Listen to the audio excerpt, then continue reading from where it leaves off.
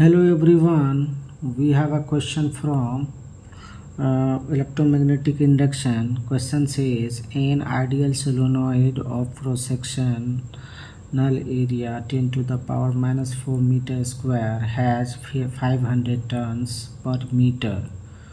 At the center of this solenoid, another coil of 100 turns is wrapped closely around it.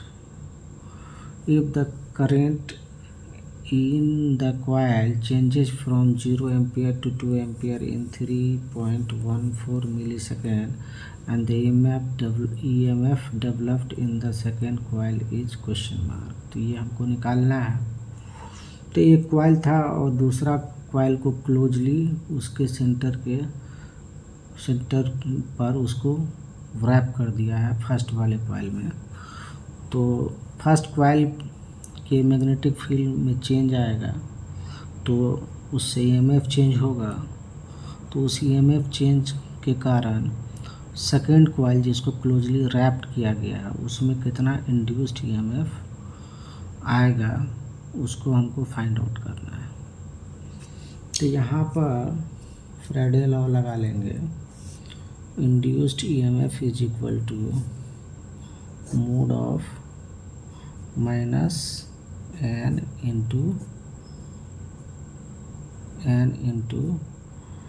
Delta phi by delta t. इससे हम कर लेंगे। इसको हम लिख सकते हैं E equal to n into phi two minus phi one divided by delta T.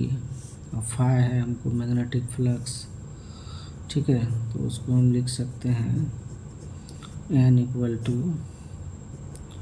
B two. Area तो दोनों का बराबर होगा क्योंकि क्लोजली पैक किया गया है फर्स्ट कॉइल के साथ। तो B1A1 तो A1 भी A ही रहेगा डिवाइडेड बाय डेल्टा टी। ये n जो है सेकेंड कॉइल जिसको हमने क्लोजली पैक किया उसका नंबर ऑफ टर्न्स है।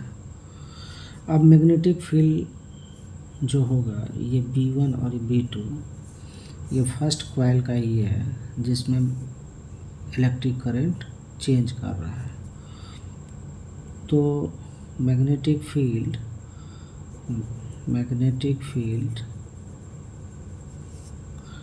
Eight the centre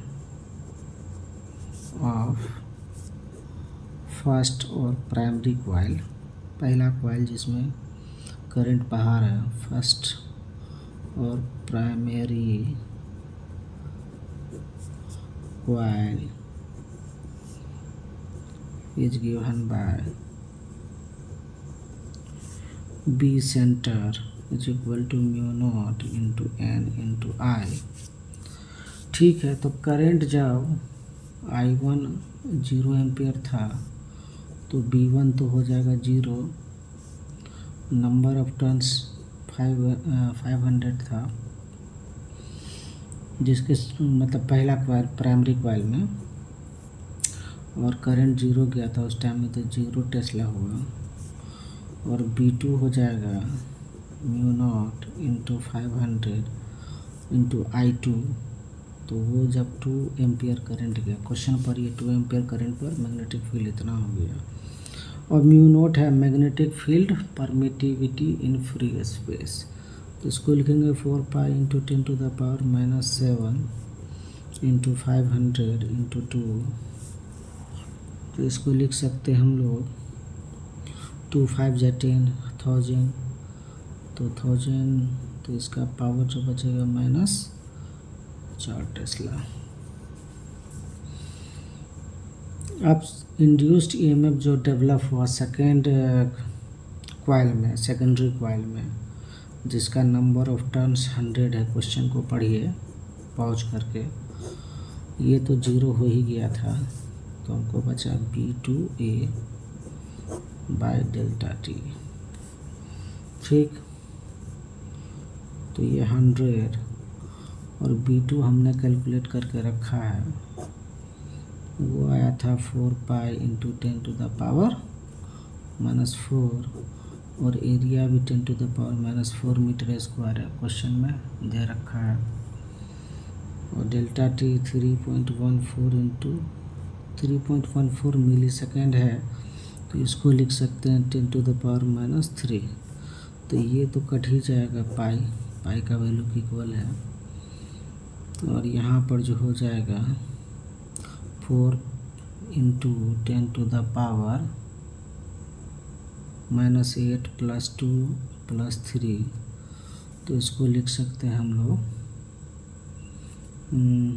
volt. तो 4 इंटू 10⁻⁻8 + 5, तो 4 पाई इंटू 10⁻⁻3 वोल्ट। तो इसको लिख सकते हैं 4 millivolt induced EMF developed होगा। तो यही है इस क्वेश्चन का सॉल्यूशन। चलिए मिलते हैं किसी और क्वेश्चन के साथ। ठीक है, तो ये हमारा फ्राइडे लॉ से सॉल्व हो गया। एक बार वीडियो को पॉज करके उसको मेरे साथ साथ बना लीजिएगा, तो आपको समझ में आ जाएगा। ठीक।